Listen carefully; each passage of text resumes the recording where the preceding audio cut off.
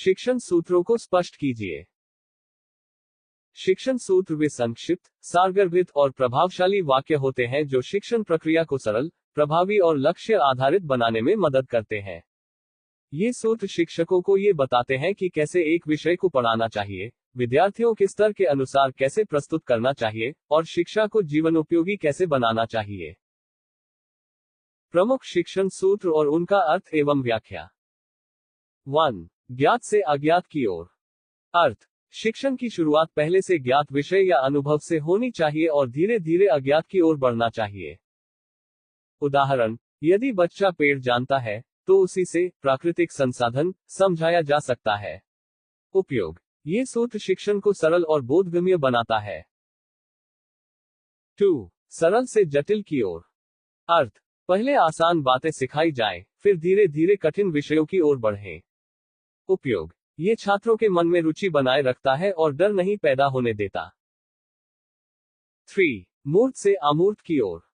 अर्थ: पहले ठोस, मूर्त वस्तुओं से पढ़ाना चाहिए, फिर अमूर्त विचारों की ओर जाना चाहिए। उदाहरण: पहले वस्तु को दिखाकर उसका नाम बताना, फिर उसके गुण सिखाना। 4. विशिष्ट से सामान्य की ओर। अर्थ: पहले विशेष उदाहरण दिए जाएं, फिर उससे सामान्य निष्कर्ष निकाला जाए। उदाहरण: विभिन्न फलों को दिखाकर फल की सामान्य परिभाषा सिखाना।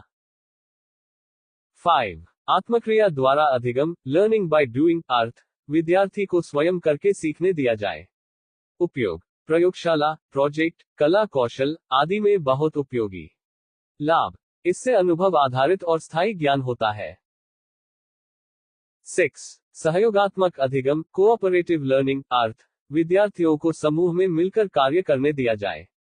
लाभ: टीम भावना, विचार विनिमय और नेतृत्व क्षमता का विकास होता है। 7. पुनरावृत्ति द्वारा अधिगम। अर्थ: बार बार अभ्यास करने से ज्ञान स्थायी बनता है। उपयोग: गणित, भाषा और विज्ञान जैसे विषयों में अति महत्वपूर्ण। 8. रुचिनुसार शिक्षण। अर्थ: विद्यार्थियों की रुचियों, क्षमताओं और आयु के अनुसार शिक्षण होना चाहिए। लाभ: इससे उनका ध्यान केंद्रित रहता है और शिक्षा में आनंद आता है। 9. पर्यावरण आधारित शिक्षण। अर्थ: शिक्षण को बच्चों के आसपास के वातावरण से जोड़कर प्रस्तुत करना चाहिए। उदाहरण: खेत, पेड़, पशु, बाजार आदि को उदाहरण में लेना। 10. अनुकरण द्वारा अधिगम, लर्निंग बाय इमिटेशन। अर्थ: बच्चे बड़ों की नकल करके सीखते हैं। शिक्षक का व्यवहार अनुकरणीय होना चाहिए। लाभ: शिक्षक का आचरण बच्चों पर गहरा प्रभाव डालता है।